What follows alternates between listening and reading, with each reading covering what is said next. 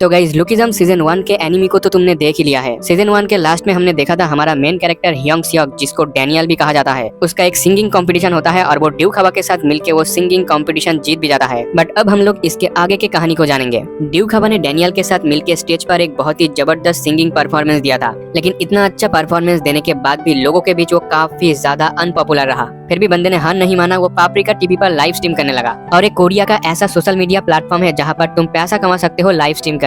And Duke हवा इस time live stream कर रहा था और हम देखते हैं कि साथ में हमारा मोटा डैनियल, जिसको हम लिटिल डैनियल कहेंगे, वो भी यहाँ पर मौजूद है। लिटिल डैनियल पूछता है कि भाई हमारा लाइव स्ट्रीम देखने कोई आया है क्या? हम देखते हैं इनके लाइव स्ट्रीम को देखने कोई भी नहीं आया है। बट थोड़ी देर बाद 3 लड़की इनके लाइव स्ट्रीम में आती है, वो भी ये सोचकर कि शायद उन्हें कोई अच्छा सा हैंडसम लड़का देखने को मिलेगा, लेकिन उन्हें यहाँ पर देखने को मिलता है कि 2 चोमू सा बंदा बैठा हुआ है लाइव स्ट्रीम में। तो ये लड़कियां लाइव स्ट्रीम में एंटर करके कमेंट में बहुत ही बुरा भला कहने लगती है। इवन एक लड़की तो कहती है कि यहाँ पर 2 सुअर बैठा हुआ है। लिटिल डैनियल कहता है कि भाई हमने यहाँ पर कुछ बोला भी नहीं और ये लोग हमारे बारे में इतना गंदा कमेंट कर रहा है। पर जो भी हो, ड्यूक हवा इस लाइव स्ट्रीम को बंद कर देता है। तो हाँ, इन दोनों का ही फास्ट लाइव स्ट्रीम का एक्सपीरियंस काफी बुरा रहा। और अभी ड्यूक हवा कहता है कि भाई हमें सिर्फ 10 मून बैलून ही मिला है। लिटिल डैनियल पूछता है कि भाई मून बैलून क्या चीज है? ड्यूक हवा कहता है कि भाई मून बैलून से तुम पैसा कमा सकते हो, जितना ज्यादा मून बैलून कमाओगे उतना ही ज्यादा पैसा। इसके बाद ड्यूक हवा पूरा प्रोसेसिंग बताता है कि तुम कैसे पापरिका टीवी से अर्निंग कर सकते हो। इवन ड्यूक हवा ये भी कहता है कि भाई एक टॉप स्ट्रीमर तुम्हारे ही क्लास में पढ़ता है, एंड गाइस ये और कोई नहीं यूई किम है। खैर अभी तो सीन स्कूल में शिफ्ट होता है और अभी इस टाइम हम यूई किम को ही देखते हैं, जो अपने सीट से उठ के हमारे हैंडसम वाले डैनियल यानी बिग डैनियल के पास आती है और यही कहती है कि मैंने तुम्हारे सिंगिंग परफॉर्मेंस को देखा था, सच में वो काफी अच्छी थी। ये कहने के बाद बंदी यहाँ पर बिग डैनियल को एक पर्स देती है और यही कहती है कि मैंने ये तुम्हारे लिए खरीदी थी, मुझे लगा कि शायद तुम्हें ये पसंद आएगा।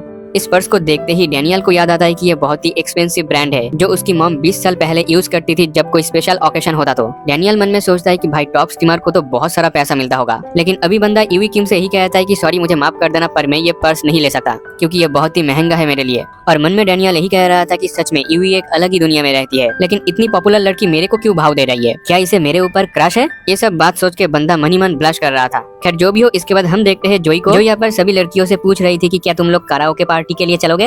लेकिन बीच में जब यूई किम कहती है कि मुझे शॉपिंग के लिए जाना है, तो सभी लड़कियां भी यही कहती है कि हाँ हमें भी शॉपिंग करने जाना है। इसके बाद हम लोग सीधा मार्केट में पहुंचते हैं।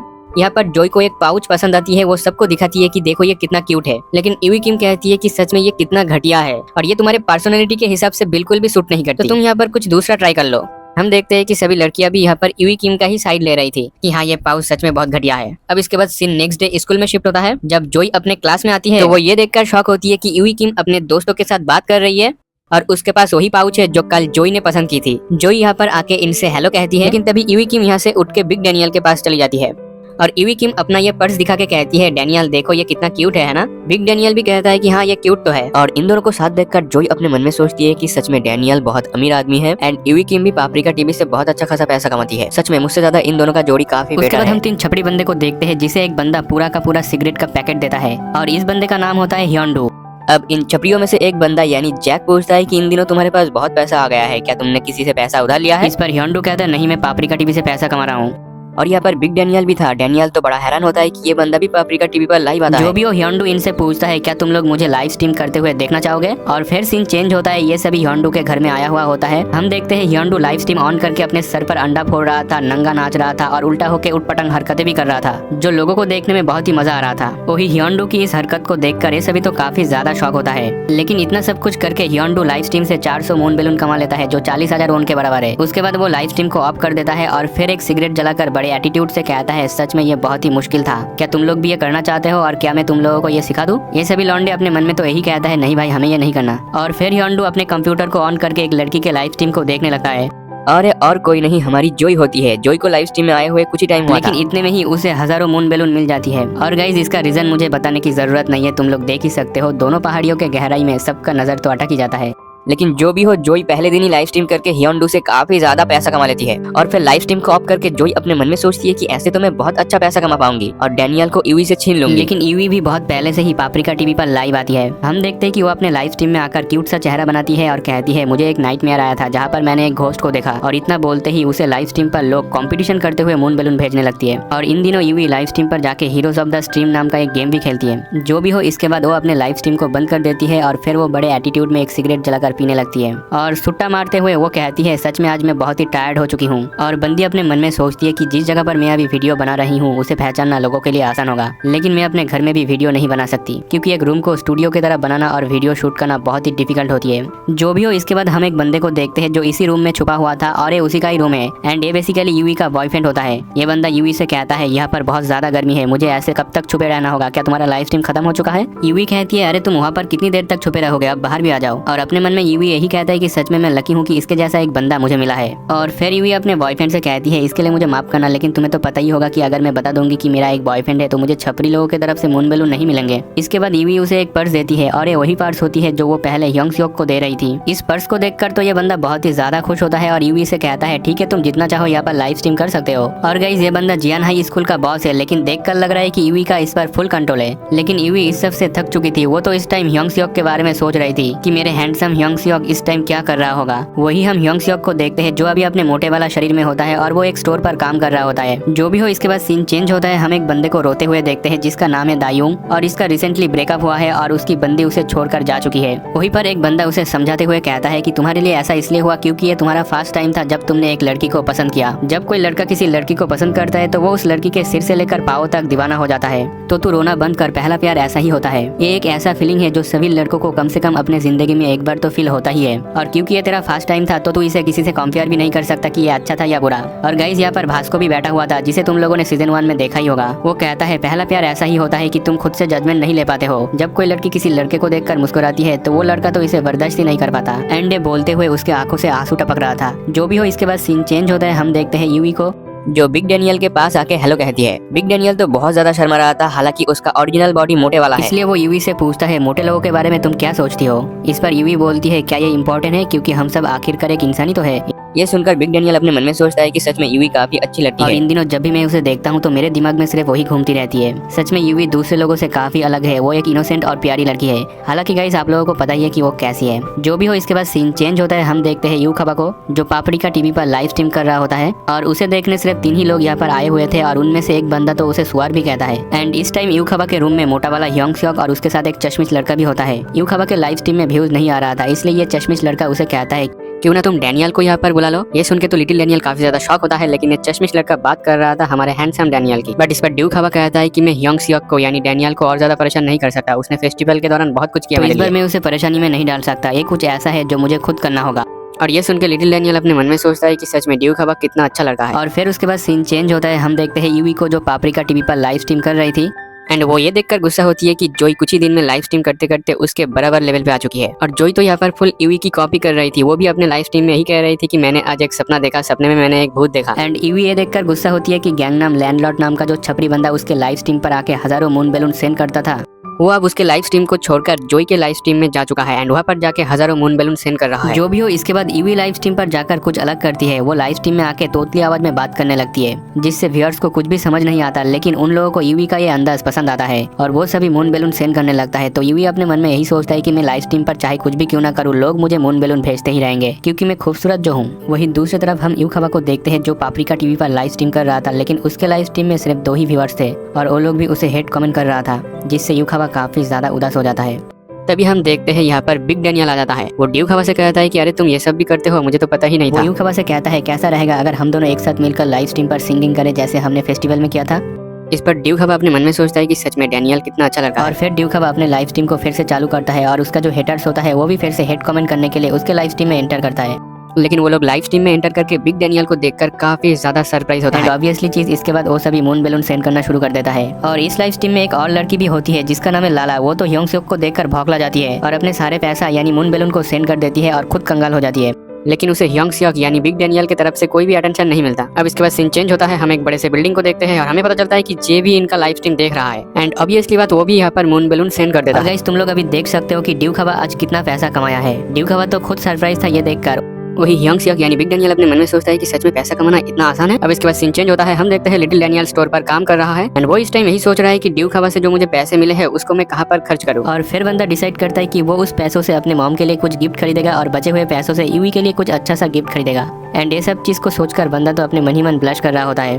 तभी लिटिल डैनियल नोटिस करता है कि उसके स्टोर पर यूवी आई है एक लड़के के साथ। लिटिल डैनियल तो ये देखकर काफी ज्यादा शॉक होता है, लेकिन वो सोचता है कि शायद इतना रात हो चुका है तो अपने भाई के साथ कन्वीनियंस स्टोर पर आई होगी। बट लिटिल डैनियल शॉक तब होता है जब वो देखता है कि इन दोनों ने मिलकर यहाँ पर कॉन्डोम खरीदा है। लिटिल डैनियल तो अपने मन में ही सोचता है कि यूवी अपने फैमिली के साथ यहाँ पर आके ऐसे एडल्ट चीज कैसे खरीद सकती है। अब बंदा तो काफी ज्यादा सरप्राइज हो जाता है कि उसका बंदी इस टाइप का है। तभी यूवी उससे कहती है, तुम मुझे ऐसे घूर क्यों रहे हो? क्या तुम ऐसी चीज पहली बार देख रही हो, यू डिस्गस्टिंग पिग?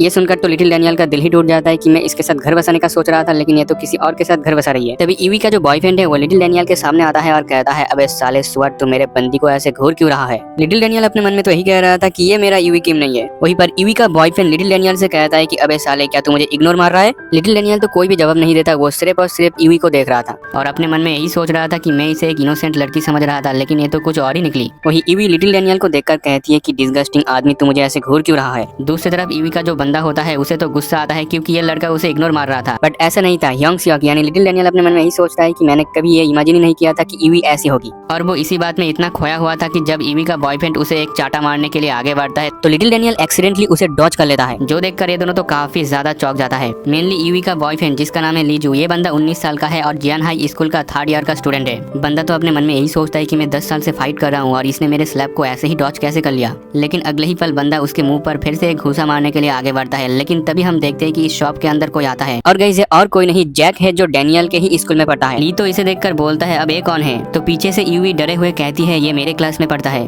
वही जैक अपने मन में सोचता है, क्या ये लड़का ईवी का बॉयफ्रेंड है? देखकर तो लग रहा है कि ये बंदा एक गैंगस्टर है। लेकिन जो भी हो, जैक ली से कहता है, अगर तुम उसे मारने का सोच रहे हो तो ऐसा मत करो, क्योंकि उसका मुझ पर एहसान है। इसे सुनकर तो लिटिल डैनियल काफी ज्यादा इमोशनल हो जाता है कि जैक कितना अच्छा लड़का है। बट ईवी का बॉयफ्रेंड ली जैक से कहता है, कल के आए हुए बच्चे के लिए मेरे पास कोई भी रिस्पेक्ट नहीं है, और वो जैक की तरफ आगे बढ़ रहा होता है। लेकिन तभी जैक की नजर पड़ती है ली के वॉलेट के ऊपर। इसे देखकर जैक ईवी से कहता है, तुमने तो इसे डैनियल को देने की कोशिश की थी, मतलब बिग डैनियल को। इस पर ईवी गुस्से में और डरे हुए कहती है, बेबी ये लड़का कुछ भी बोल रहा है, चलो हम यहाँ से चलते हैं। बट तभी ली ईवी को रोकती है और जैक से कहता है कि तू मुझे सब कुछ डिटेल्स में बता। तो जैक कहता है कि मेरी क्लास में एक हैंडसम लड़का है और ईवी उसके पीछे पागल है, वो हमेशा उसके लिए गिफ्ट भी लाती है, और ये जो तूने पैंट पहना है ये भी उसने पहले डैनियल को देने की कोशिश की थी, पर उसने लेने से मना कर दिया था। इसके बाद जैक सब कुछ बता देता है कि क्लास के अंदर ईवी कैसे डैनियल के साथ प्यार से रहती है। लेकिन ईवी कहती है कि ये लड़का झूठ बोल रहा है क्योंकि ये मुझे पसंद करता है। इसे सुनकर जैक भी लाइक, अबे पागल है क्या? जो भी हो, ये सब सुनने के बाद ईवी का जो बॉयफ्रेंड होता है वो जैक से पूछता है कि तुझे ये सब कुछ कैसे पता? जैक कहता है, वो इसलिए क्योंकि तेरी गर्लफ्रेंड जिसके साथ स्कूल में फ्लर्ट करती है वो मेरे ही पास में बैठता है, मतलब डैनियल। और फिर ली कहता है, किम ईवी, तुमने फिर से मुझे धोखा दिया, तुमने कहा था कि तुम ऐसा दोबारा नहीं करोगे। ईवी तो डरे हुए कहती है, मैंने ऐसा नहीं किया, मेरे पास सिर्फ तुम ही हो। इस पर तो ली ईवी के मुंह पर ही एक जोरदार पंच दे मारता है, जिसे देखकर तो ये दोनों काफी ज्यादा शॉक होता है। ईवी कहती है, मेरा नाक। ली बोलता है, अबे चुप कर कुतिया, मुझे ये दूसरी बार धोखा मिला है। एंड ईवी का जो बॉयफ्रेंड होता है वो उसे बहुत ही बुरी तरीके से मारने लगता है। लिटिल डैनियल रोकने की कोशिश करता है लेकिन कोई फायदा नहीं। तभी जैक कहता है, अबे पागल लड़के, तू अपने गर्लफ्रेंड को ही पीट रहा है, सच में तुम दोनों ही एक कचरा हो। इसे सुनकर ली को आता है गुस्सा। वो कहता है, आज मेरा दिमाग खराब है और तूने मुझे कचरा कहा, सच में तू तो गया बेटा। और फिर वो ईवी को मारना छोड़ता है और फिर जैक की तरफ आगे बढ़ता है, जो देखकर लिटिल डैनियल अपने मन में सोचता है, क्या मुझे पुलिस को कॉल करना चाहिए? बट तभी यहाँ पर सीन थोड़ा सा चेंज होता है। हम देखते हैं हनीउल को, जो लाइव स्ट्रीम कर रही थी। वो कहती है, गंगनम लैंडलॉर्ड, तुम्हें फिर से शुक्रिया आज मून बैलून भेजने के लिए। और हनीउल तो अपने मन में यही सोचती है कि मुझे ऐसे ही क्यूट बन के रहना होगा ताकि मुझे और मून बैलून मिले।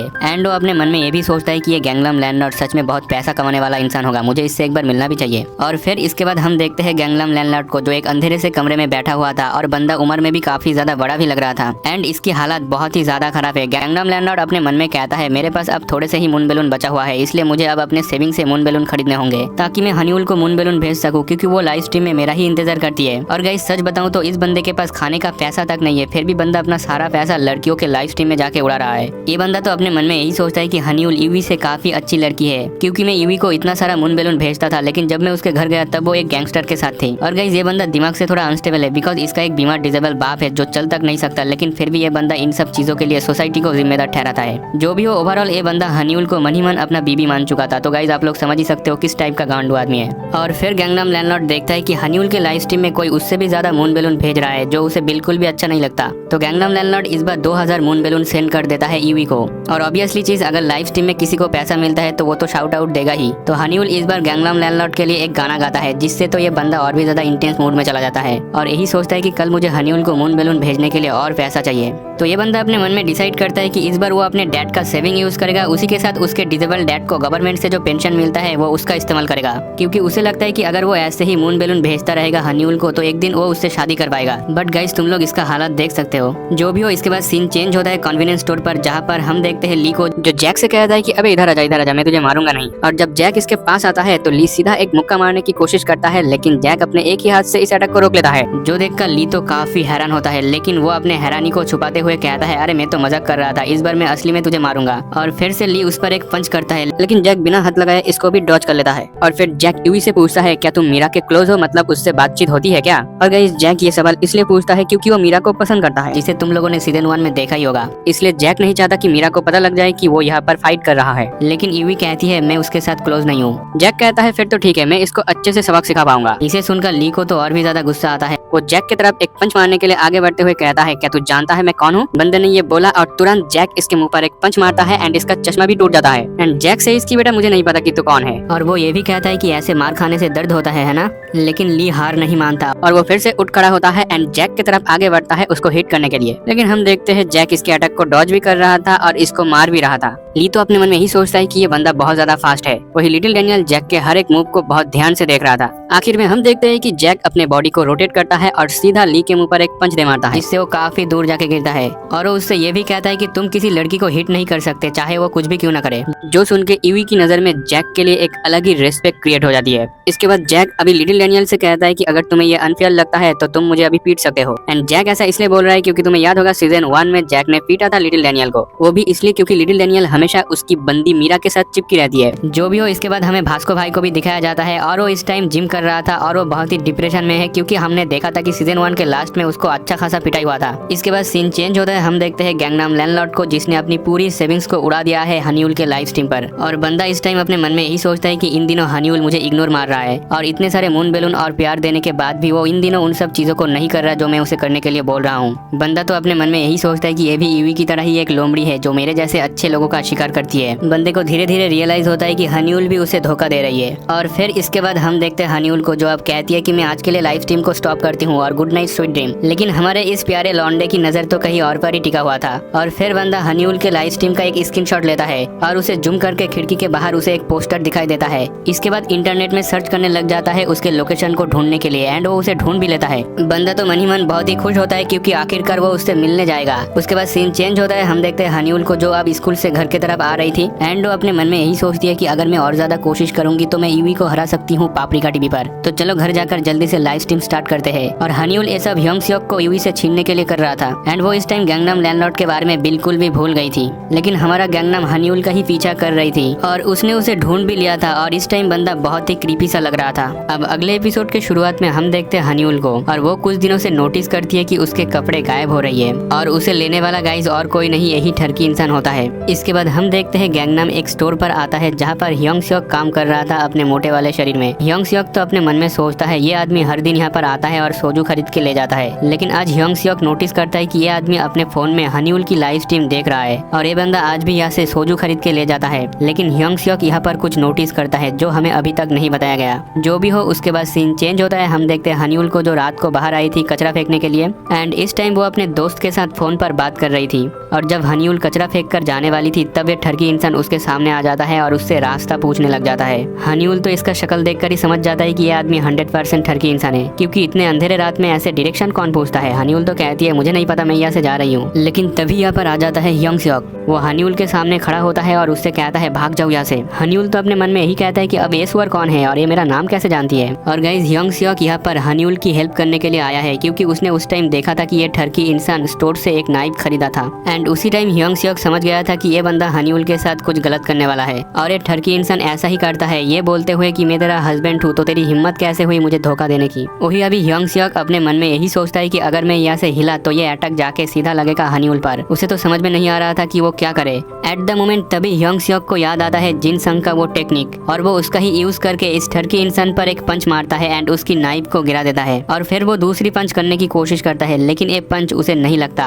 और फिर ये ठरकी इंसान अपने नाइफ को फिर से उठा लेता है। तो Hyeong Seok as a shield की तरह हनीउल के सामने आ जाता है उसे प्रोटेक्ट करने के लिए। और गाइस इस टाइम हनीउल को ये भी याद आ जाता है कि उसने इस मोटे लड़के को उस टाइम देखा था जब डैनियल बेहोश हो गया था। वही हम इस ठरकी आदमी को देखते हैं जो नाइफ से से हमला करने ही वाला था, लेकिन तभी उसके सर पे एक डंबल आके लगता है और एक काम होता है भास्को का, और भास्को इसे मारना शुरू करे उससे पहले हमें कुछ टाइम पहले का सीन दिखाया जाता है कि जब वे ठरकी इंसान स्टोर से नाइफ खरीद के जा रहा होता है तब उसका पीछा करता है ह्योंग सियोक और वो पुलिस को भी इन्फॉर्म कर देता है, लेकिन बंदे को शक होता है कि शायद पुलिस सही वक्त पर नहीं आ पाएगा, इसलिए वो भास्को भाई को कॉल करके सब कुछ बता देता है। भास्को भाई तो जिम में ट्रेनिंग कर रहा था, इसलिए बंदा डंबल वगैरह लेकर ही यहाँ पर दौड़ते हुए आ जाता है। जो भी हो, इसके बाद ठरकी इंसान होश में आता है और गाइस तुम लोग देख सकते हो कि इसका हालत क्या हुआ है, लेकिन फिर भी ये बंदा रुकने वालों में से नहीं था। वो कहता है मैंने कुछ भी गलत नहीं किया, मैंने इतने सारे मून बैलून भेजा उसे, तो हनीउल मेरे साथ ऐसा कैसे कर सकती है। एंड अभी हनीउल को भी समझ में आता है कि ये लड़का ही गैंगनाम लैंडलॉर्ड है, और इस टाइम तो गैंगनाम भास्को पर नाइफ से अटैक करता है, लेकिन भास्को तो उसे आराम से रोक लेता है और उसका गला पकड़ के उसका खेल खत्म करने ही वाला था, लेकिन तभी यहाँ पर आ जाता है इस ठरकी इंसान का बाप, जो भास्को से भीख मांगता है कि प्लीज मेरे बेटे को छोड़ दो,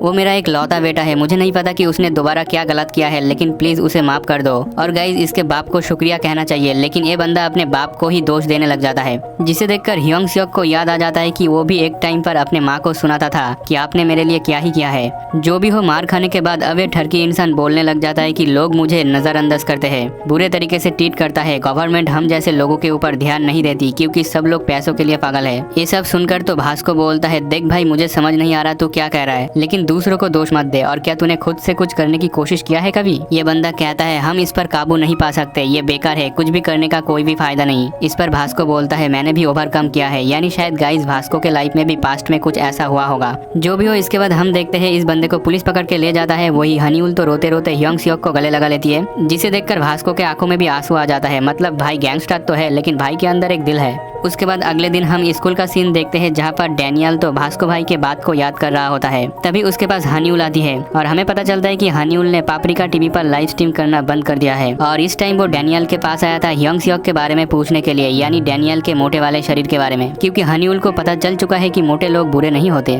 जो भी हो, इसके बाद हम ईवी को देखते हैं, जिसकी फेस थोड़ा सा अजीब लग रहा था, क्योंकि हमने देखा था पिछले एपिसोड में उसके मुंह पर मुक्का पड़ा था। ईवी एक रुमाल लेकर आई थी जैक के लिए, क्योंकि ऑब्वियसली पिछले दिन जैक ने उसे बचाया था, बट जैक तो इस रुमाल को देखकर बहुत ज्यादा टेंशन में आ जाता है, क्योंकि वो पसंद करता है मीरा को, जो इस टाइम ये सब कुछ सुन रही थी। उसके बाद सीन चेंज होता है, हम देखते हैं ड्यूक हवा को, जिसके लाइव स्ट्रीम पर अब थोड़ी वॉचिंग आ रही है और उसे कमेंट भी अच्छा खासा मिल रहा था। इसके बाद सीन फिर से शिफ्ट होता है, हम देखते हैं ईवी को, जिससे मिलने के लिए आया था गन। और गाइज अगर तुम लोगों को याद होगा तो ये बंदा सीजन 1 के लास्ट में उस लड़की का बॉडीगार्ड था, जिसके पास डैनियल के तरह ही 2 बॉडी है। जो भी हो, ये बंदा ईवी को कुछ बिजनेस ऑफर देने के लिए आया हुआ होता है। दूसरी तरफ हम देखते हैं जैक को, जो अपने बंदी को मना रहा था कि मेरा ईवी के साथ कोई भी रिलेशनशिप नहीं है। तभी यहाँ पर आ जाता है ईवी का एक्स बॉयफ्रेंड। वो यहाँ पर आके जैक से कहता है कि पिछले दिन तो तूने मुझे मार ही दिया था। इसे सुन के मीरा को पता लग जाता है कि जैक ने पिछले दिन फाइट किया था, तो बंदी यहाँ से नाराज होकर चली जाती है। और अभी ईवी के एक्स बॉयफ्रेंड और उसके गैंग की वजह से मीरा यहाँ से नाराज होकर चली गई है, तो जैक को बहुत ज्यादा गुस्सा आता है और वो इन सब की काफी अच्छे से पिटाई करता है। और गाइस यहाँ पर लुकिज्म का पापरिका टीवी आर्क खत्म होता है एंड यहाँ से शुरू होता है सेकंड हैंड राणा आर्क,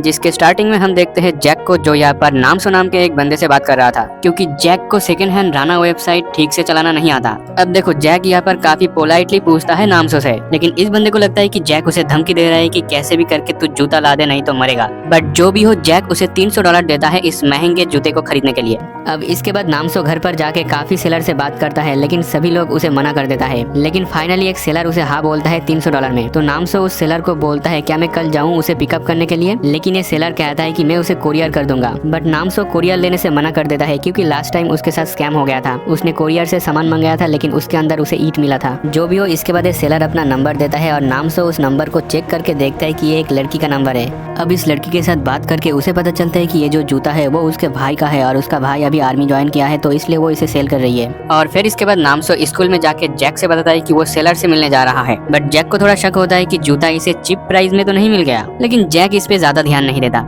उसके बाद हम देखते हैं कि नामसो लोकेशन पर पहुंच चुका है और बंदा थोड़ा सा हैंडसम बन के आया था, मतलब वो अपने शोल्डर और बम पर एक्स्ट्रा पैड लगा के आया है, उसी के साथ पैरों में भी कुछ लगाया है जिससे वो थोड़ा लंबा दिखे। उसके बाद हम देखते हैं कि वो लड़की भी यहाँ पर आ जाती है। लड़की तो दिखने में खूबसूरत है। नामसो तो पिघल जाता है और उसे कॉफी शॉप में ले जाने के लिए बोलता है, लेकिन तभी पीछे से 2 लड़के यहाँ पर आता है और नामसो से कहता है भाई तुम्हारा कट चुका है। ये लड़के लोग उसे एक गली के अंदर ले जाता है और उसके सारे पैसा भी लूट लेता है। मतलब गाइस ये लड़की रियल है और ये लड़का उसका बॉयफ्रेंड है, जिसका नाम है ऊजिन। एंड ऊजिन अपने गर्लफ्रेंड को यूज करके ऐसे ऐसे ही लोगों को ठगता है। लेकिन उसके गर्लफ्रेंड को ये सब चीज बिल्कुल भी पसंद नहीं है। जो भी हो, ये सब नामसो का पैसा लेकर जाने ही वाला था, तभी नामसो इन्हें रोकता है और इनको ये बोल के डराता है कि ये पैसा मेरा नहीं है, जैक का है और वो काफी बड़ा बॉक्सर है, तो पैसा दे दो नहीं तो तुम लोग मुश्किल में पड़ जाओगे। बट यहाँ पर मुश्किल में ऊजिन नहीं बल्कि नामसो ही पड़ जाता है, क्योंकि हमें पता चलता है कि ऊजिन भी एक बॉक्सर है। तो ऊजिन नामसो को पीट देता है एंड इसके बाद नामसो जैक के पास जाके सब कुछ बताता है। जैक ये सुन के ज्यादा गुस्सा नहीं होता, बल्कि वो अपने आप को ही कोस रहा होता है कि मुझे वहाँ पर जाना चाहिए था। तभी यहाँ पर ईवी आती है और उसे सब कुछ बताया जाता है। सब सुनने के बाद ईवी उसे नंबर के बारे में पूछती है। नामसो उसे नंबर दिखाता है। नंबर देखकर ईवी कहती है ये तो एक लड़की का नंबर है। इस पर नामसो कहता है हाँ नंबर तो लड़की का है, लेकिन यूज करता है उसका बॉयफ्रेंड।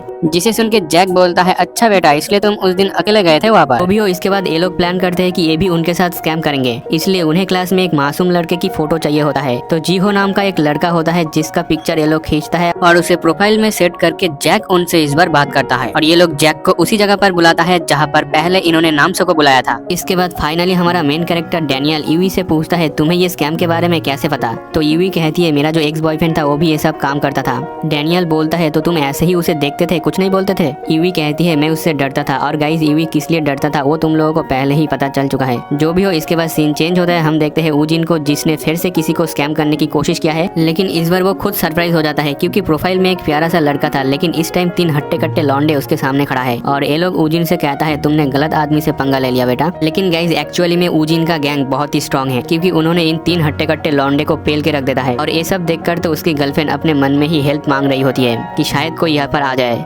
क्योंकि गाइस उसकी गर्लफ्रेंड इन सब चीजों के अंदर फंस चुकी है और इस टाइम वो पीछे भी नहीं हट सकती क्योंकि उसे अपने बॉयफ्रेंड से डर लगता है। जो भी हो, इसके बाद सीन चेंज होता है स्कूल पर जहाँ जैक अब जाने वाला है उनसे मिलने के लिए। उसके दोस्त और डैनियल भी बोलता है कि हम भी तुम्हारे साथ चलते हैं। जैक कहता है नहीं, मैं वहाँ पर अकेला जाऊंगा, लेकिन डैनियल उसके साथ जाने के लिए रेडी होता है। तो गाइस देखो, फाइट करने से पहले ये लोग खाना खाने जाते हैं। उसके बाद सीन थोड़ा सा चेंज होता है। हम देखते हैं भास्को भाई को जो इस टाइम अपने दोस्त के साथ होता है एंड वो कुछ प्लांट ग्रो करने के बारे में सोच रहा था, लेकिन जिस फ्रूट प्लांट को वो ग्रो करना चाहता है वो कोरिया में ग्रो ही नहीं होता। लेकिन जो भी हो, इसके बाद भास्को डैनियल और बाकी सबको देखता है तो वो उनसे पूछता है कि तुम लोग कहाँ पर जा रहे हो। तो ये लोग सब कुछ डिटेल्स में बता देता है कि क्या हुआ है और पूरा स्टोरी सुनने के बाद भास्को भी डिसाइड करता है कि वो भी इनके साथ जाएगा। तो अब जैक, भास्को और डैनियल जाने वाला है उनसे मिलने के लिए और उनके पीछे पीछे यूवी, नामसो और मीरा भी जाने वाला है। उसी के साथ जेहोंग भी अपने बाइक लेके रेडी होता है इनको ज्वाइन करने के लिए। लेकिन सबसे पहले ये लोग जाते हैं एक कैफे के अंदर खाना खाने के लिए एंड ऑब्वियसली कैफे के अंदर सभी लड़कियां डैनियल को देखकर खुश हो रही थी, पर वही अपना बिग डैनियल थोड़ा डरा हुआ था। पर इतने में ही जैक बाहर यूवी, मीरा और नामसो को नोटिस कर लेता है। तो जैक बाहर जाके इनसे बात करता है, बट तभी यहाँ पर 3 लौंडे आ जाते हैं। ये 3 वही लौंडे हैं जो कैफे के अंदर बैठ के डैनियल, जैक और भास्को को घूर रहा था। ये लोग यहाँ पर जैक को लड़ने के लिए उकसाता है, लेकिन यहाँ पर मीरा है तो जैक फाइट नहीं करेगा। बट इन लौंडों में से एक बंदा कह देता है कि भाई इन लड़कियों को देख, एक कितनी हॉट है, ऊजिन को तो पक्का पसंद आएगा। इतना कहते ही यहाँ पर ऊजिन भी आ जाता है एंड बंदा से इसकी तुम लोग क्या बात कर रहे हो यार, मेरे ऑलरेडी एक गर्लफ्रेंड है। वही ऊजिन को देखकर नामसो जैक को बताने की कोशिश करता है कि ये वही बंदा है जिसने मेरे को कूटा था, लेकिन जैक यहाँ पर मीरा को समझाने में लगा हुआ था। तो इसी मौके का फायदा उठा के ऊजिन सीधा आके जैक के मुंह पर एक जोरदार पंच मार देता है एंड यहाँ पर बंदा लगातार जैक के मुंह पर बहुत गंदा वाला पंचेस मारने लगता है। इवन वो यहाँ पर जैक को बेहोशी कर देता है। इवन ऊजिन जैक का मजाक भी उड़ा रहा था, तो तभी इसके ऊपर कोई पत्थर फेंक के मारता है एंड ये मारा है मीरा ने। मेरे को लगा था कि ऊजिन शायद मीरा को भी पीट देगा, लेकिन वो ऐसा नहीं करता। वो अपने दोस्तों को लेके यहाँ से चला जाता है। ऊजिन के जाने के बाद तो मीरा यहाँ पर पुलिस को बुलाने वाली थी, पर जैक उसे रोक लेता है और कहता है अभी भी खेल खत्म नहीं हुआ है। अब थोड़ी देर बाद हम देखते हैं ऊजिन अपने गैंग के साथ यहाँ पर खड़ा था फिर से स्कैम करने के लिए। और गाइस हम लोगों को पता है कि यहाँ पर जैक आने वाला है। हम देखते हैं जैक यहाँ पर आ जाता है डैनियल और भास्को के साथ। भास्को तो यहाँ पर बहुत ही ज्यादा शांत था, लेकिन डैनियल थोड़ा सा डर रहा था। हम देखते हैं ऊजिन और उसके दोस्त लोग नामसो का फिर से मजाक बना रहा था, जो हमारे भास्को भाई को बिल्कुल पसंद नहीं आता। वो इनको कूटने आ रहा था, पर जैक इसे रोक देता है और कहता है पहले मैं जाऊंगा। हम देखते हैं ऊजिन का एक बंदा अटैक करता है जैक के ऊपर, जिसको जैक डॉज करता है और फिर इसका सर पकड़ के दीवार में घुसेड़ देता है। लेकिन हाँ, भास्को नोटिस करता है कि जैक थक चुका है। अब ऊजिन का दूसरा बंदा जैक को पकड़ने आता है, लेकिन जैक इसको भी काफी अच्छे से पेल देता है। इसके बाद ऊजिन खुद आता है लड़ने के लिए जैक से। भास्को को लग रहा था कि जैक पहले ही थका हुआ है तो वो और फाइट नहीं कर पाएगा, लेकिन हम देखते हैं जैक इसको भी पेल देता है। यहाँ पर जैक सिर्फ एक ही पंच में इसको जमीन में लिटा देता है और आज कोई भी क्यों ना आ जाए जैक सबको पीट देगा, क्योंकि मीरा इस टाइम उसे देख रही है। बट गाइस हम देखते हैं ऊजिन के और भी लौंडे यहाँ पर आ जाते हैं एंड इस टाइम जैक अब इन सबको नहीं समझ सकता। तो इस टाइम फाइनली फाइट के अंदर उतरता है भास्को। भास्को डैनियल से कहता है कि चल आजा साथ में लड़ते हैं। भास्को ने ये बोला और उसके तुरंत बाद ही पीछे से आवाज आता है कि क्या भास्को, बॉस फाइट के लास्ट में आते हैं एंड हम देखते हैं कि ये कहने वाला और कोई नहीं वास्को के गैंग के लोग हैं, क्योंकि उसकी पूरी गैंग यहाँ पर आ चुकी है। एंड इन सबको देखकर उजिन को समझ में आता है कि ये सब बन नकेल ग्रुप के मेंबर है एंड बन नकेल के बंदे लोग उजिन के जितने भी दोस्त यहाँ पर आए थे उन सभी को कूट देता है। और गाइस मैं आप लोगों को बता दूं, इन्होंने वास्को को ढूंढ पाया क्योंकि इन लोगों ने वास्को के फोन के अंदर एक ट्रैकिंग ऐप इंस्टॉल करके रखा है। जो भी हो, अभी हम देखते हैं कि ये बंदा वास्को के ऊपर अटैक करता है, लेकिन वास्को इसे काफी इजीली नील डाउन कर देता है शोल्डर ग्रैब से। अब इसके बाद सीन शिफ्ट होता है हमारे अमीर बाप के बेटे जे के ऊपर, और उसने भी यहाँ पर काफी सारे लॉन्डो को कूट दिया है। और गाइस हमें पता लगता है कि ये लोग भी यहाँ पर उजिन के हेल्प करने आ रहे थे, लेकिन जे ने इन सबको पेल दिया। अब सीन वापस शिफ्ट होता है उजिन के ऊपर, और इस बार उजिन अटैक करने आता है डैनियल के ऊपर। इसको लग रहा था कि ये डैनियल को ओवर पावर कर देगा, लेकिन डैनियल ने जैसे उस गांडू को पेला था ठीक वैसे ही वो यहाँ पर फाइटिंग स्किल यूज करता है एंड सीधा उजिन के पेट पर एक मुक्का, उसके मुंह पर एक मुक्का एंड उजिन यहाँ पर खत्म। डैनियल के ऐसे फाइटिंग स्किल को देखकर जैक और जेस को लग रहा था कि साला पक्का इसको बॉक्सिंग आता है, बट जैक को यहाँ पर थोड़ा शक होता है क्योंकि उसने यही सेम मूव करते हुए देखा था ह्योंग सियोक को, मतलब लिटिल डैनियल को। तो जैक को लगता है कि ह्योंग सियोक और डैनियल के बीच कोई तो कनेक्शन होगा। खैर अब इस पिटे हुए उजिन को उसके गर्लफ्रेंड अपने साथ लेकर जा रही थी, लेकिन तभी हम देखते हैं यहाँ पर गन आ चुका है और वो अपने कार में बैठा हुआ था। गन को बेसिकली इवी किम ने यहाँ पर बुलाया था क्योंकि अगर बाई चांस इनको मदद की जरूरत पड़े तो गन भी यहाँ पर आ जाए। लेकिन गन काफी ज्यादा इंप्रेस होता है वास्को और उसके गैंग के ऊपर, इवन डैनियल के ऊपर भी। गन कहता है कि ये डैनियल काफी ज्यादा इंप्रूव कर चुका है पहले से, ऊपर से उसने कहा था मुझे इस लड़के के ऊपर ध्यान रखने के लिए। अब किसने गन को बोला था कि डैनियल के ऊपर ध्यान रखने के लिए, वो तो हमें बाद में पता चलेगा। अभी तो हम देखते हैं उजिन यहाँ पर काफी रेस्पेक्टफुली गन से बात कर रहा था क्योंकि उसे पता है कि गन क्या चीज है। खैर जो भी हो, नेक्स्ट डे हम स्कूल में आते हैं जहाँ पर जैक डैनियल से कहता है कि भाई तुझे तो बॉक्सिंग आता है लेकिन तूने तो कभी नहीं बताया, अगर मौका मिले तो मैं तुझसे लड़ना चाहूंगा। डैनियल तो सीधा सीधा यहाँ पर मना कर देता है। और तुम देख सकते हो कि यहाँ पर जैक को वो शूज भी मिल गए हैं। और अभी यहाँ पर यूई आती है और जैक से कहती है कि हमारा मिड टर्म एग्जाम आने वाला है तो क्या साथ में पढ़ेगा। जैक कहता है नहीं, इसकी जरूरत नहीं है, मैं पढ़ाई वगैरह नहीं करता। तो गाइस समझ रहे हो ब्रो, हमारे जैसे ही है। लेकिन जो भी हो, मिड टर्म एग्जाम की बात सुन के डैनियल के दिमाग में क्लिक होता है कि अरे हाँ मिड टर्म एग्जाम आने वाला है। तो ऐसे ही शुरू होता है मिड टर्म आर्क, जहाँ पर एपिसोड के शुरुआत में ह्योंग सियोक अपने दोनों बॉडी के बारे में सोच रहा था कि वो अपने हैंडसम बॉडी के साथ वो सब चीजें कर सकता है जो अपने मोटे वाले बॉडी में नहीं कर पाता था। जस्ट लाइक वो तेज दौड़ सकता है, उसके पास लॉट ऑफ स्टेमिना है like a athletic player, and उसके पास लॉट ऑफ एनर्जी पावर भी मौजूद है। ओवरऑल उसका सेकेंड बॉडी इज परफेक्ट। तो बंदे को ऐसा लगता है कि इस बॉडी का ब्रेन भी काफी अच्छा होगा, तो वो डिसाइड करता है कि वो अपने इन हैंडसम बॉडी के साथ पढ़ाई करेगा और टॉप मरेगा। बट उसकी पढ़ाई भी उसके ओरिजिनल बॉडी की तरह ही गंदी है, मतलब हैंडसम बॉडी के साथ भी वो पढ़ाई में नल्ला है। इसके बाद हम देखते हैं एक दिन बंदे को अपनी मॉम का कॉल आता है और ऐसे ही बात करते करते उसे सुनाई देता है कि उसके मॉम को कोई कह रहा है कि इस टेबल को साफ कर दो। इसे सुनकर डैनियल को समझ में आता है कि उसकी मॉम रेस्टोरेंट में काम कर रही है और ज्यादा पैसा कमाने के लिए। तो बंदा डिसाइड करता है कि वो इस बार क्लास में टॉप आकर अपने मॉम को खुश करेगा, एंड वो ऐसा कर भी सकता है क्योंकि वो 24 घंटा पढ़ सकता है अपने दोनों बॉडी का इस्तेमाल करके। सो ह्योंग सियोक डिसाइड करता है कि जिन सब्जेक्ट को वो मेमोराइज कर सकता है यानी रट्टा मार सकता है, वो उसे रात में पढ़ेगा। एंड समझने वाले जो सब्जेक्ट है यानी Korean, English and math, in subject को वो स्कूल में किसी से समझ लेगा जो पढ़ाई में अच्छा हो, और जिससे वो सीखने वाला है वो और कोई नहीं जेहंग होता है क्योंकि बंदा क्लास में फास्ट आता है। जेहंग ह्योंग सियोक को यानी डैनियल को स्कूल में हेल्प करता है पढ़ाई में, एंड इन दोनों को एक साथ देखकर क्लास के सभी लड़कियां तो पागल हो रही थी। वही दूसरी तरफ क्लास का प्रेसिडेंट परेशान था क्योंकि उसे ऐसा लगता था कि ह्योंग सियोक हमेशा जैक के साथ घूमता है और उसका सिर्फ फेस ही अच्छा है, वो पढ़ाई में उतना अच्छा नहीं होगा। जो भी हो, स्कूल खत्म होने के बाद डैनियल लाइब्रेरी में ड्यू खावा और जीहो के साथ भी पढ़ाई करता है क्योंकि ड्यू खावा अपने डिपार्टमेंट में 5th आता है। ऑल्सो वो पापरिका टीवी पर भी फेमस होने लगा है। और फिर हम देखते हैं लाइब्रेरी के अंदर जैक भी आ जाता है। बंदा तो अपने बंदी मीरा को देखने के लिए आई थी, लेकिन वो आते ही गुस्सा हो जाता है क्योंकि यहाँ पर सभी लोग मौजूद है एंड ये लोग काफी ज्यादा शोर मचा रहा था, जिससे वास्को भाई के गैंग को गुस्सा आ जाता है। मतलब समझ रहे हो, गैंगस्टर होकर भी पढ़ाई कर रहा है। जो भी हो, पढ़ाई खत्म करने के बाद डैनियल अपने घर में जाकर सो जाता है और फिर उठता है अपने मोटे वाले शरीर में। इसके बाद सीन शिफ्ट होता है, ह्योंग सियोक अपने कन्वीनियंस स्टोर पर काम कर रहा था, तभी उसके शॉप पर आती है हन्यूल।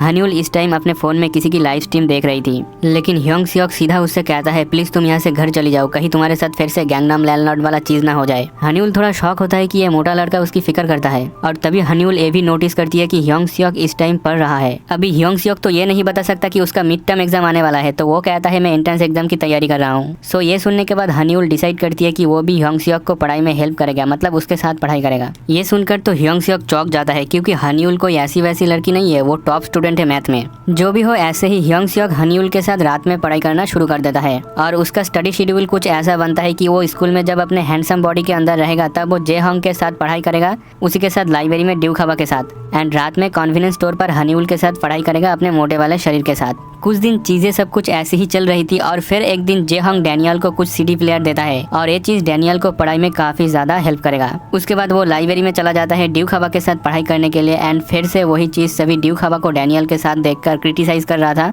लेकिन ड्यूक हवा को इससे घंटा फर्क नहीं पड़ता। जो भी हो, इसके बाद रात में ह्योंग सियोक हनीउल के साथ पढ़ाई कर रहा था, लेकिन बंदे का फोकस तो किसी और चीज में ही टिका हुआ है। जो भी हो, ऐसे ही करते करते फाइनली आ जाता है मिड टर्म एग्जाम का पहला दिन, जहाँ पर डैनियल को पेपर में सभी क्वेश्चन कॉमन आया है जो वो जेहंग और ड्यूक हवा के साथ पढ़ाई किया था। पहला दिन तो काफी अच्छे से निकल जाता है क्योंकि वो सब क्वेश्चन को सॉल्व करके आता है। एंड अब आता है दूसरा दिन और यही पर ही प्रॉब्लम क्रिएट होता है क्योंकि आज का दिन है मैथ का एग्जाम और बंदे को मैथ याद ही नहीं है, क्योंकि हनीउल के साथ पढ़ाई करते वक्त बंदे का नजर तो किसी और पर ही टिका था। एंड ऐसे ही परेशान होकर सोचते सोचते वो बेंच पर ही सो जाता है और बंदे का आंख सीधा खुलता है उसके घर पर अपने मोटे वाले शरीर में। तो अब बंदा क्या करेगा, वो सोचता है चलो जब आंसर शीट कलेक्ट किया जाएगा तब मुझे कोई उठा ही देगा, तब मैं फिर से स्कूल में वापस चला जाऊंगा। और ऐसे ही वो घर पर बैठे बैठे बुक्स देखने लग जाता है कि मैथ में कौन सा क्वेश्चन आया था और कौन सा वो नहीं कर पाया था, यानी कौन सा फॉर्मूला वो अप्लाई करना भूल गया था। बट उसका मोटा वाला शरीर भी बहुत थका हुआ था, इसलिए वो फिर से सो जाता है और अपने हैंडसम बॉडी के अंदर स्कूल में उठ जाता है जहाँ पर वो करेंटली मैथ का एग्जाम दे रहा था।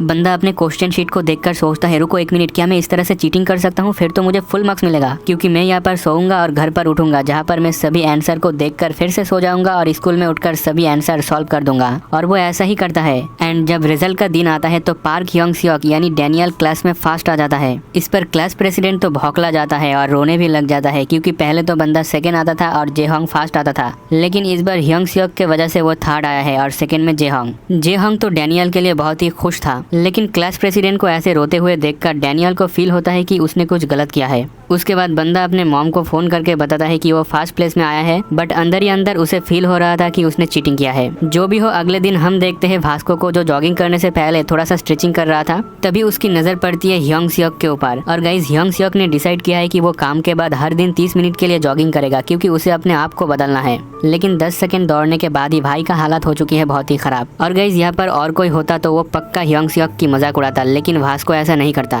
क्योंकि पास्ट में उसके साथ भी कुछ ऐसा हुआ है जिसके वजह से उसके दिल में एक रिस्पेक्ट है इन लोगों के लिए। और वो क्या है तुम्हें भास्को के पास्ट स्टोरी में पता चल जाएगा। खैर जो भी हो, अब इसके बाद शुरू होता है बूट कैंप आर्क। तो एपिसोड के शुरुआत में हम देखते हैं कि डैनियल और उसके गैंग और सभी लड़कियां भी तैयार हो चुकी है बूट कैंप आर्क के लिए। एंड ये बेसिकली एक स्कूल का ट्रिप होता है। और मिडिल स्कूल में जब डैनियल पढ़ता था तब उसके लिए स्कूल ट्रिप उतना भी खास नहीं होता था क्योंकि सभी लोग उसे बुली करते थे। इसी वजह से उस टाइम वो बस के अंदर स्टूडेंट से दूर टीचर के पास जाकर बैठ जाता था। और इस टाइम भी बंदा ऐसा ही करता है, वो आगे आके टीचर के पास बैठ जाता है। टीचर भी सोचने लग जाता है कि ये बंदा मेरे पास क्यों बैठा है, लेकिन अगले ही पल डैनियल के दोस्त लोग उसे पीछे बुला लेता है और देखते ही देखते ये सभी एक साथ गैदर हो जाता है। और फिर ये सभी लोग मिलकर एक गेम खेलते हैं और इस गेम के अंदर जैक को मीरा की हाथ टच करने का मौका मिलता है और जैसे ही बंदा मीरा को टच करता है वो तो पिघल जाता है। उसी के साथ हम देखते हैं यहाँ पर आर्किटेक्चर डिपार्टमेंट से भी एक ग्रुप आया है जो होता है भास्को भाई का टीम। और ये लोग दूसरे बस में ट्रैवल कर रहा है, लेकिन इस बस के अंदर माहौल काफी ज्यादा सीरियस है। तो माहौल को थोड़ा खुशहाल बनाने के लिए ये लोग यहाँ पर नाच गाना करना स्टार्ट कर देता है। बट अगले ही पल ये सभी लोग रोने लग जाते हैं क्योंकि वो लोग देखते हैं कि उनके पास से हेयर स्टाइल डिपार्टमेंट का एक बस जा रहा है जिसके अंदर सिर्फ एक ही लड़का और काफी सारे लड़कियां हैं। जो भी हो, इसके बाद हम देखते हैं कि ये लोग एक जगह पर रुकते हैं जहाँ पर जैक मीरा को इम्प्रेस करने के लिए पंचिंग मशीन पर न्यू रिकॉर्ड क्रिएट करता है, लेकिन विंजिन आके उसका रिकॉर्ड तोड़ देता है। और गाइस, ये बंदा डांसिंग डिपार्टमेंट का लड़का है जो रैप करता है, जिसे हमने लुकिज्म के सीजन 1 में देखा था।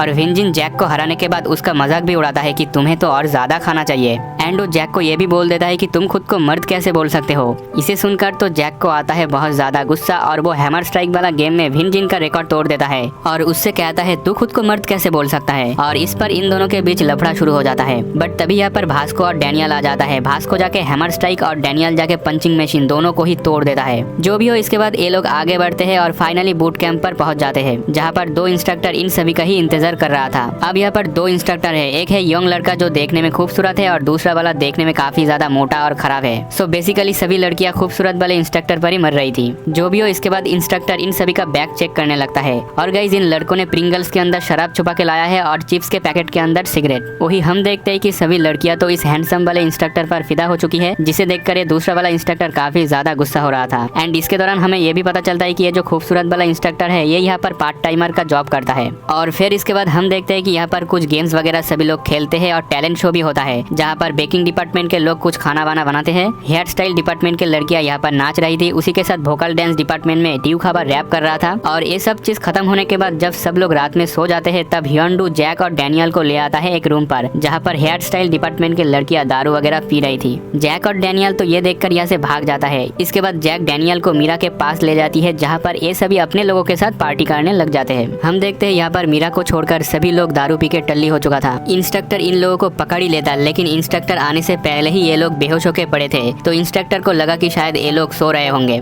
इसके बाद डैनियल का हैंडसम बॉडी तो यहाँ पर सो चुका है, इसलिए वो सीधा उठता है अपने मोटे वाले शरीर में। सो इस टाइम बंदा क्या करेगा, वो सोचता है चलो थोड़ा रनिंग किया जाए। एंड गाइस पहले ही बता दूं, डैनियल यानी ह्योंग सियोक अपने काम से छुट्टी लेकर यहाँ पर आया है बूट कैंप में। तो उसका बॉस उसे रनिंग करते हुए देखकर सोचता है ये तो छुट्टी लेकर गया था, लेकिन इस टाइम में एक्सरसाइज क्यों कर रहा है। बट अभी सबसे बड़ी चीज है ह्योंग सियोक के बॉस का लैपटॉप, जिसके अंदर हम देखते हैं बूट कैंप में हेयर स्टाइल डिपार्टमेंट के लड़कियों की फोटो है, सोते हुए यूवी की पिक्चर है, यहाँ तक कि मीरा के कपड़े बदलते हुए तस्वीर भी मौजूद है। मतलब गाइस कोई तो है बूट कैंप के अंदर जो सीक्रेटली लड़कियों की फोटो ले रहा है एंड उन्हें अपलोड कर रहा है। जो भी हो, इसके बाद सीन चेंज होता है बूट कैंप में, जहाँ पर दूसरे दिन जब डैनियल उठता है तो उसके चेहरे पर किसी ने मार्कर से फनी चीज बना दिया है। और गाइस इसे देखो, इसे तो पूरा भूत बना दिया है। इसके बाद नेक्स्ट डे ये लोग काफी सारे एक्टिविटीज करके मजे ले रहा होता है। वही मीरा देखता है कि ये मोटा वाला इंस्ट्रक्टर पूरे टाइम उसे ही घूरे जा रहा है। उसके बाद सीन फिर से चेंज होता है। हम देखते हैं भास्को को जो अपने गैंग के साथ पिलो फाइट कर रहा था और वो सभी को पेल के रख देता है। वही दूसरी तरफ डैनियल अब सो जाता है और ये उनका लास्ट नाइट है बूट कैंप में। इसके बाद सीन शिफ्ट होता है। हम देखते हैं इंस्ट्रक्टर को जो सभी एक साथ पी रहे थे, लेकिन मोटा वाला जो इंस्ट्रक्टर था वो नहीं पी रहा था क्योंकि वो अभी ड्यूटी पर है। एंड फिर हमें मोटे वाले इंस्ट्रक्टर के फोन को दिखाया जाता है, जिसके अंदर मीरा का वही पिक्चर मौजूद है और वो अभी अपने मन में कहता है मुझे इस लड़की को ढूंढना होगा। तो मतलब गाइस समझ रहे हो, कुछ तो गड़बड़ जरूर है।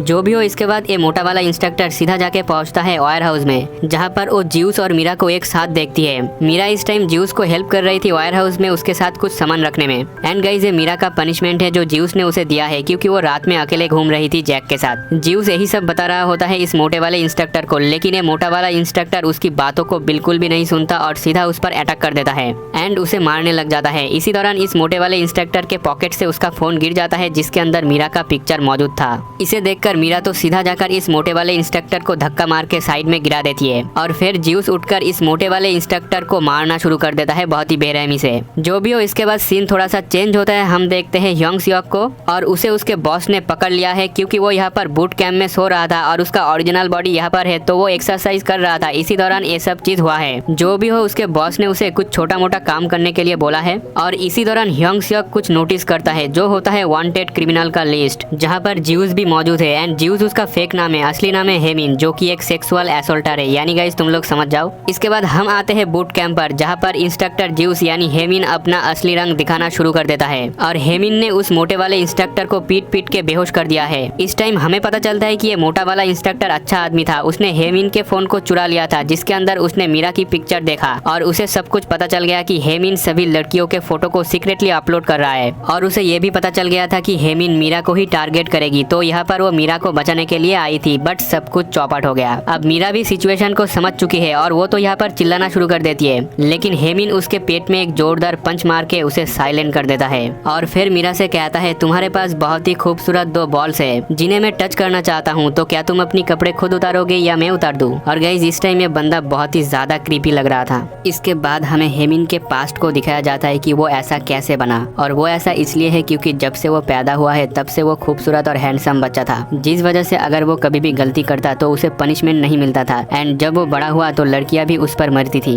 एंड इसमें ऐसी लड़कियां भी शामिल थी जिनका ऑलरेडी बॉयफ्रेंड है, फिर भी वो इसके साथ करने के लिए रेडी होता था, जिस वजह से इस बंदे के दिमाग में ये बैठ गया था कि मैं तो हैंडसम और खूबसूरत हूँ, तो अगर मैं कुछ भी क्यों ना करूँ मुझे सजा नहीं मिलेगा। इसके बाद इस बंदे का बैक स्टोरी खत्म होता है और हम देखते हैं कि ये अभी चड्डी में खड़ा हुआ है और मीरा को बोल रहा था क्या तुम मेरे साथ मरते दम तक रहोगे, मैं तुमसे ऐसे ही प्यार करूंगा। बट तभी हम देखते हैं कि ये मोटा वाला इंस्ट्रक्टर फिर से आता है इसे रोकने के लिए, लेकिन वो फेल हो जाता है। हेमिन उसके मुंह पर अपने नी से एक जोरदार हिट करके उसकी हालत खराब कर देता है। ये सब देखकर तो मीरा जोर जोर से चिल्लाने लगती है कि कोई मदद करो। वही हम देखते हैं कि ये मोटा वाला इंस्ट्रक्टर यानी ओनबिन अभी भी हार नहीं मानता। उसके पास एक हुइसेल होता है जिसे वो बजा देता है, ये सोचकर कि शायद कोई सुन ले इस आवाज को और यहाँ पर कोई मदद के लिए आ जाए, लेकिन अभी तो कोई नहीं सुनता। लेकिन उसके ये हुइसेल बजाने के चक्कर में हेमिन को और भी ज्यादा गुस्सा आ जाता है एंड वो इस हुइसेल को उसके मुंह के अंदर घुसा के और भी ज्यादा इसे पीटने लगता है। दूसरी तरफ हम देखते हैं जैक को, जो ईवी से पूछता है क्या मीरा अभी तक अपने रूम में नहीं आई है। ईवी कहती है नहीं, शायद वो कहीं पर ड्रिंक कर रही होगी, बट जैक को पता है कि मीरा ऐसी लड़की नहीं है, तो वो ढूंढने के लिए निकल जाता है।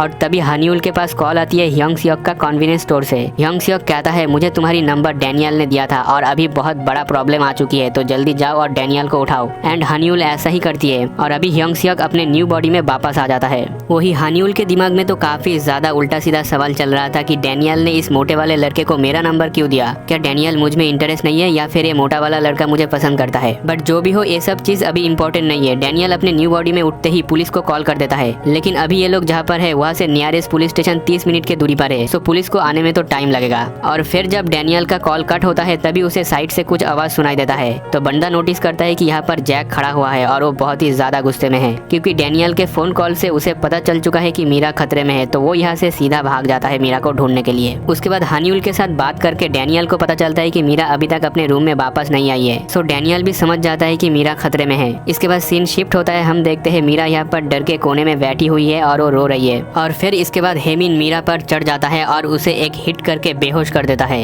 एंड जब मीरा को होश आता है तो वो देखता है कि हेमिन ने उसके जींस तक को खोल दिया है, बट मीरा फिर भी फाइट कर रहा था खुद को बचाने के लिए। और फिर तभी यहाँ पर वायर हाउस का गेट खुल जाता है। हेमिन पीछे घूम के देखता है तो यहाँ पर खड़ा था जैक। जैक तो इस सिचुएशन को देखकर आउट ऑफ कंट्रोल हो चुका है एंड वो बिना सोचे हेमिन पर हमला कर देता है और यही पर ही गलती हो जाता है क्योंकि हेमिन को बॉक्सिंग आता था। वो इसका फायदा उठाकर जैक को फंसा लेता है और उसके पेट के रिब्स में अपने नी से एक जोरदार ब्लो दे मारता है जिससे जैक का रिब्स टूट जाता है। और फिर हेमिन जैक के मुंह पर इस बार अपने नी से जोरदार हिट करता है। अब इस टाइम जैक का हाथ और रिब्स दोनों ही टूट चुका है, लेकिन उसे पता है कि अगर वो यहाँ पर गिरा यानी बेहोश हुआ तो मीरा के साथ कुछ भी हो सकता है। तो बंदा यहाँ पर जैसे तैसे खड़ा था, वही अभी हेमिन जैक के तरफ आगे बढ़ता है एक फाइनल हिट करने के लिए। और ये अटैक अगर जैक को लग गया तो खेल खत्म। लेकिन हम देखते हैं कि अटैक करने से पहले ही ये मोटा वाला जो इंस्ट्रक्टर था वो हेमिन के पैर को पकड़ लेता है, जिसका फायदा जैक उठाता है और वो अपने फुल पावर से हेमिन के मुंह पर एक जोरदार पंच दे मारता है। और बंदा इस टाइम अपने टूटे हाथों से लगातार उसके मुंह पर पंच दे मार रहा था। इसके बाद जब पुलिस, डैनियल और सभी लोग यहाँ पर आते हैं तो वो लोग देखता है कि जैक अपनी होश खो चुका है और वो लगातार हेमिन के मुंह पर अभी भी हिट कर रहा है अपने टूटे हाथों से। मीरा उसे रोकने की कोशिश करती है बट बंदा उस स्टेज पर नहीं है कि वो रुके। जो भी हो, इसके बाद हम देखते हैं कि हेमिन को पुलिस पकड़ के ले जाता है, बट बंदा अभी भी बहुत ही गंदी नजर से मीरा को देख रहा था। वही दूसरा वाला जो इंस्ट्रक्टर था यानी ओनबिन, उसकी हालत भी बहुत खराब हो चुकी है। लेकिन कुछ लड़के लोग फिर भी इस मोटे वाले इंस्ट्रक्टर यानी ओनबिन का मजाक उड़ा रहा था, बट जैक ओनबिन का साइड लेता है और उसे रेस्पेक्ट दिखाते हुए अपना सर झुकाता है उसके सामने, क्योंकि ऑब्वियसली बात है उसके बंदी को बचाया है। इसके बाद जब मीरा जैक से पूछती है क्या तुम ठीक हो, तो जैक ठीक होने का नाटक करता है, लेकिन उसे बहुत ही गहरी चोट आई थी जिसकी वजह से वो बेहोश हो जाता है। एंड इस इंसिडेंट के बाद जैक को 2 महीने के लिए हॉस्पिटल में रहना पड़ा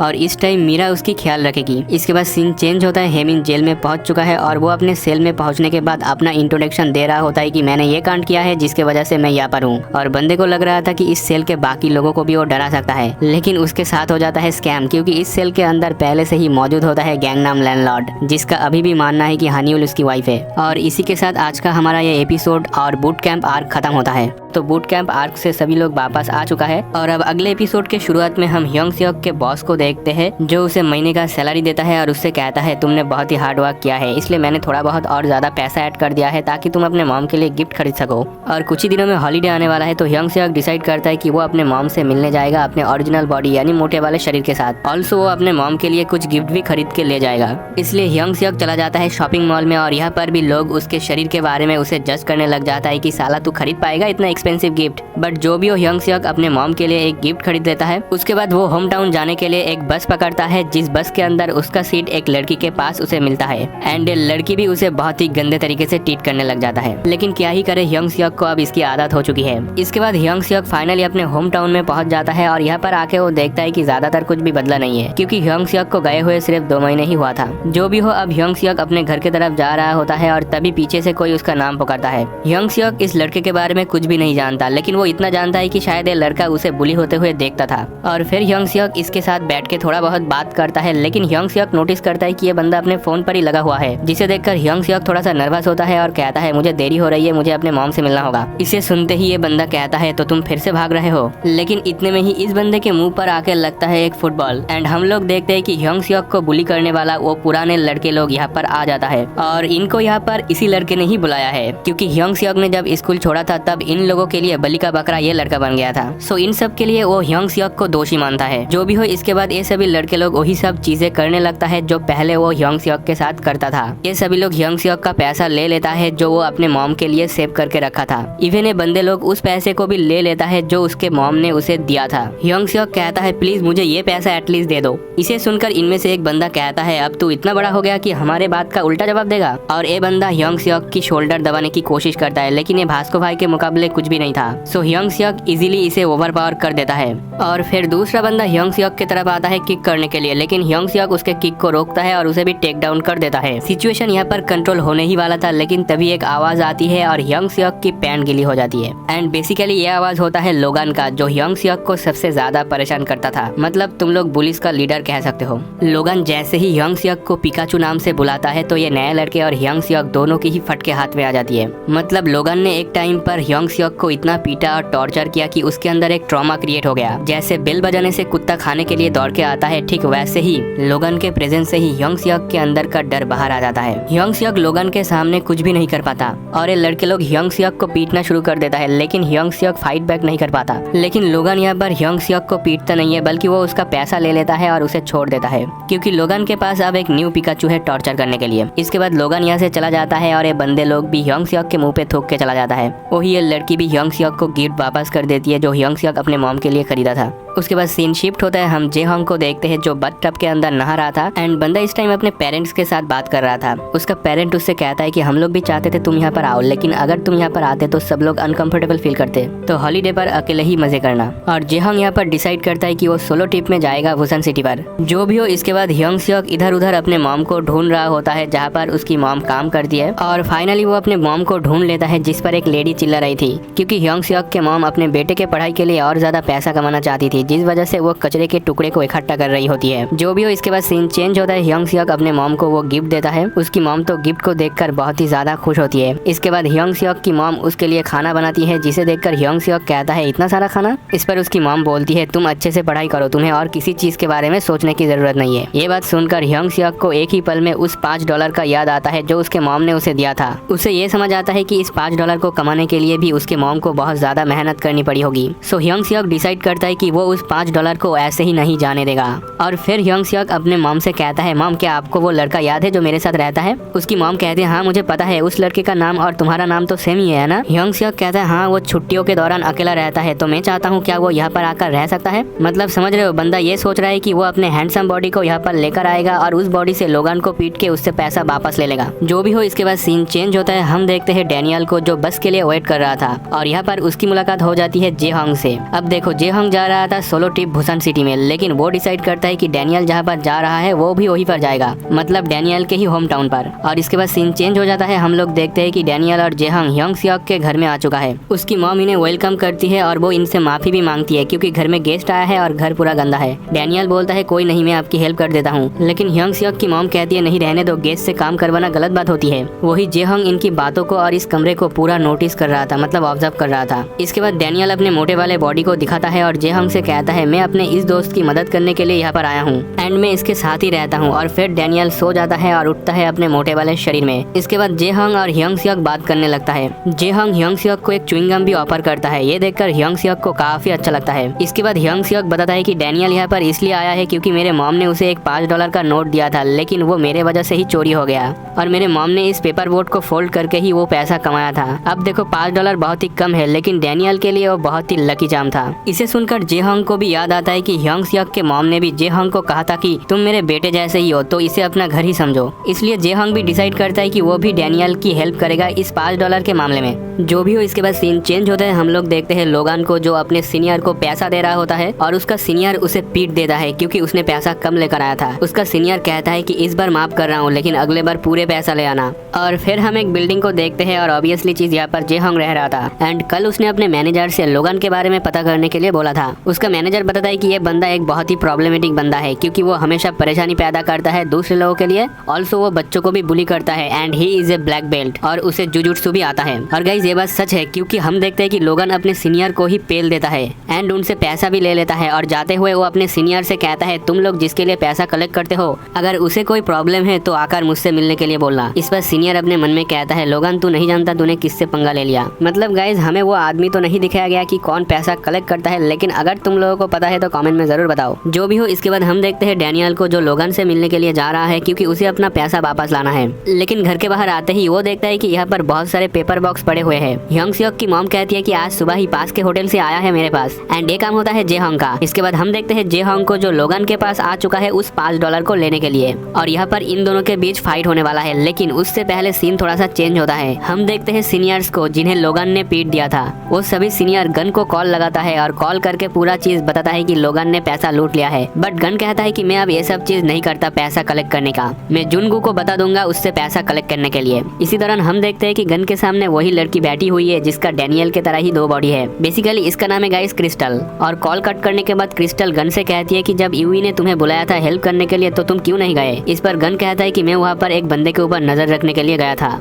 एंड यहाँ पर बात डैनियल की हो रही है। ऑल्सो हम यहाँ पर एक सेलिब्रिटी को भी देखते हैं जो कहता है मैं भी देखना चाहता हूँ कि वो लड़का आखिर है कौन, जिस पर प्रेसिडेंट भी नजर रख रहा है। और गाइस तुम लोगों को लग रहा होगा कि शायद अचानक से कई सारे कैरेक्टर आ गया, लेकिन कोई बात नहीं, इनके बारे में हमें आगे चैप्टर में डिटेल में बताया जाएगा। तो अब हम आते हैं फाइट पर, जहाँ पर लोगन के हर अटैक को डॉज कर रहा था जेहोंग, इवन काउंटर अटैक भी कर रहा होता है। ये देखकर लोगन समझ जाता है कि इसके ऊपर मेरा जुजुत्सु काम नहीं आएगा। तो बंदा यहाँ पर अपना गंदा दिमाग लगाता है और उस पैसे के बॉक्स को फाड़ने की कोशिश करता है जो ह्योंग सियोक का है। एंड ये देखकर जेहोंग का दिमाग हो जाता है खराब और वो सीधा लोगन पर अटैक करने के लिए चला जाता है। और इस चीज का फायदा उठाकर लोगन जेहोंग का बाल पकड़ लेता है और फिर उसके मुंह पर एक जोरदार पंच मार के उसे अपने लॉक में फंसा लेता है। एंड ये बहुत ही डेडली लॉक है। जेहोंग जितना इससे छुटकारा पाने की कोशिश करेगा उतना ही उसका दम घुटेगा और वो मर भी सकता है। जेहोंग यहाँ पर बेहोश होने ही वाला था, लेकिन तभी यहाँ पर एंट्री होती है डैनियल की। डैनियल के साथ फाइट करने के लिए लोगन जेहोंग को रिलीज कर देता है और डैनियल को पकड़ने की कोशिश करता है, लेकिन डैनियल उसके अटैक को बहुत ही इजीली डॉज कर देता है।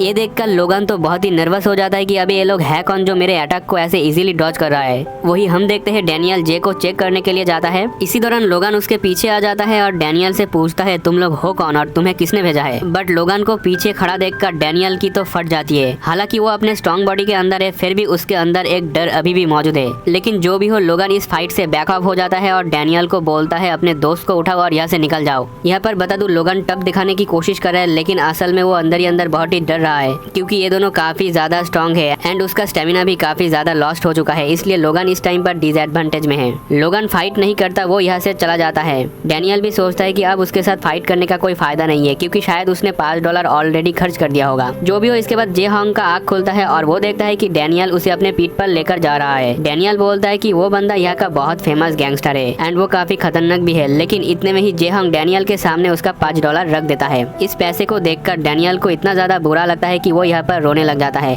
और अपने आप पर ही गुस्सा होता है कि मैं उससे पैसा नहीं ले पाया। डैनियल कहता है कि मेरा सिर्फ बॉडी ही चेंज हुआ है, लेकिन मेरे अंदर अभी भी वो डर मौजूद है। इस चीज के लिए डैनियल को बहुत ही बुरा फील होता है। डैनियल को ऐसे रोते हुए देखकर जेहोंग को लगता है कि शायद मैं ज्यादा भारी हूँ, इसलिए डैनियल को मुझे उठाने में दिक्कत हो रही है। इसलिए वो पीठ से उतर जाता है और डैनियल से कहता है आ जाओ, मैं अपने पीठ में तुम्हें लेकर जाता हूँ। जो भी हो, इसके बाद सीन चेंज होता है। हम देखते हैं ह्योंग सियोक को जो अपने मॉम के साथ उसी स्टोर में आया था जहाँ पर से उसने अपने मॉम के लिए गिफ्ट खरीदा था। वो उस शर्ट को भी यहाँ पर लाया था क्योंकि इस शर्ट पर ऑलरेडी एक दाग लगा हुआ है, तो इसे चेंज करने के लिए वो यहाँ पर आया है अपने मॉम के साथ। लेकिन यहाँ के स्टोर कस्टमर को लगता है कि ये मोटा लड़का शायद झूठ बोल रहा है। वो लोग कहता है कि ये वापस नहीं हो सकता, लेकिन इतने में ही यहाँ पर एंट्री होती है जेहोंग का और इस टाइम जेहोंग ह्योंग सियोक की मदद कर देता है और इन लड़कियों को भी अच्छा खासा सबक सिखाती है। जो भी हो, इसके बाद हम कुछ दिन बाद का सीन देखते हैं जहाँ पर भास्को भाई जिम में ट्रेनिंग कर रहा था और उसके पास आया है अपना ह्योंग सियोक। वो भास्को से कहता है मुझे चेंज होना है, प्लीज मेरी मदद करो। मतलब ह्योंग सियोक अपने इस मोटे वाले बॉडी को ट्रेन करके चेंज करना चाहता है। बट जो भी हो, इसके बाद सीन चेंज होता है। हम देखते हैं लोगन को जो इस टाइम किसी जगह पर बैठा हुआ था। वो अपने मन में यही सोच रहा है कि वो दोनों बंदा कौन था। मैंने पूरे शहर में उन्हें ढूंढा, लेकिन उनके बारे में मुझे कोई भी इन्फॉर्मेशन नहीं मिला। एंड यहाँ पर बात डैनियल और जेहोंग की हो रही है। बट इस टाइम डैनियल अपने हैंडसम बॉडी में रहने के बाद भी कुछ नहीं कर पाता क्योंकि उसके अंदर वो डर अभी भी मौजूद है। इसलिए बंदा चला जाता है भास्को भाई के पास अपने इस मोटे वाले शरीर को ट्रेन करने के लिए। और गाइज यहाँ से शुरू होता है भास्को भाई का बैक स्टोरी। एंड वीडियो शुरू करने से पहले बता दूं कि मैं आपसे हमारे मेन कैरेक्टर के मोटे वाले शरीर को ह्योंग सियोक कहूंगा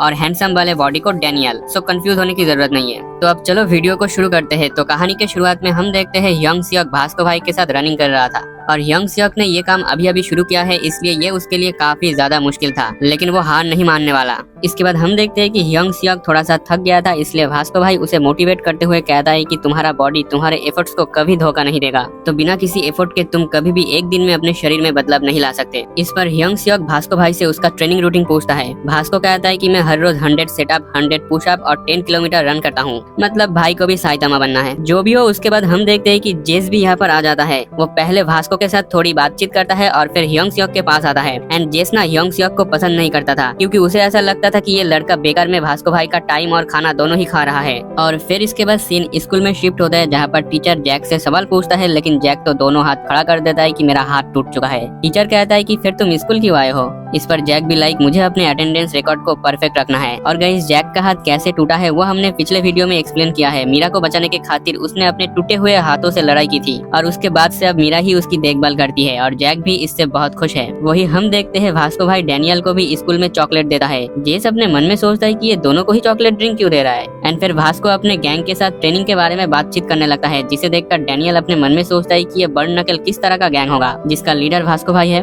बट तभी हम देखते हैं कि जे यहाँ पर आता है और वो भी डैनियल को 2 मिल्क चॉकलेट देता है ड्रिंक करने के लिए। जो भी हो, इसके बाद शाम के टाइम डैनियल अपने घर वापस जा रहा था एंड वो बर्न नकल ग्रुप के बारे में जानने के लिए काफी ज्यादा क्यूरियस भी था। तभी वो देखता है कि बर्न नकल का एक मेंबर यहाँ पर काम कर रहा है, तो डैनियल उसकी हेल्प कर देता है। और फिर आगे चल के डैनियल देखता है कि जेस एक पेड़ पर लात मार रहा है, क्योंकि यहाँ पर 2 बच्चे का बॉल इस पेड़ के बीच में फंस गया है। लेकिन ट्राई करने के बाद भी जेस कामयाब नहीं होता, इसलिए डैनियल जाके उसकी मदद कर देता है। लेकिन जेस तो यहाँ पर ये देख के डर जाता है कि डैनियल के कंधे पर एक बग है, और ये देखते हुए डैनियल भी समझ जाता है कि बर्न नकल ग्रुप एक अच्छा ग्रुप है। इसके बाद नेक्स्ट डे हम देखते हैं भास्को भाई ट्रेनिंग कर रहा था और जेस अपने मन में सोचता है कि डैनियल काफी ज्यादा स्ट्रांग है। और फिर जेस भास्को के सामने डैनियल की तारीफ करने लगता है कि सच में वो लड़का काफी ज्यादा स्ट्रांग एंड अच्छा भी है। वही यंग सियोक तो ये